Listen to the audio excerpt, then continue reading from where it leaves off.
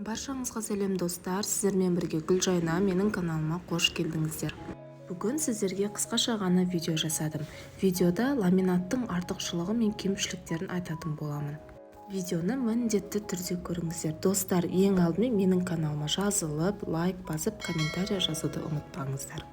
Негізінен бұл процедура кірпік құрылымын қалпына келтіру және олардың жағдайын жақсартуға бағытталған. Бұл процесте тек жоғары сапалы құралдар қолданылады, бірақ басқа да косметологиялық процедуралар сияқты қарсы көрсеткіштері бар. Мысалға достар, кейбір компоненттерде аллергия болуы мүмкін.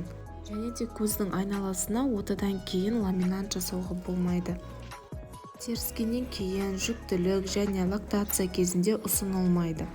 Процедура кезінде көзге химиялық құрамның кіріп кетуі мүмкін. Мұндай жағдайда достар, көз айналасы қызарып, қанталап, жасаурайды.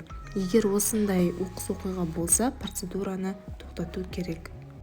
Және достар, қысқа кірпік иелеріне ламинат жасағанда абай болғаны жөн, себебі нәтижесі сіздің көңіліңізден шықпауы мүмкін.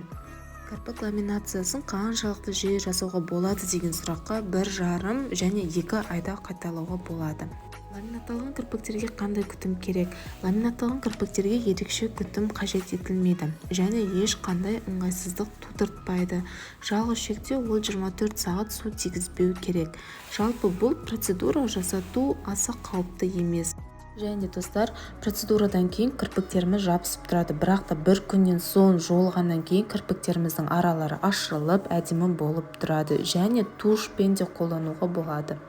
Достар, осымен менің видеом аяқталды. Видеоны соңына дейін көргендеріңізге рахмет. Лайк басып, комментарий жазуды ұмытпаңыздар.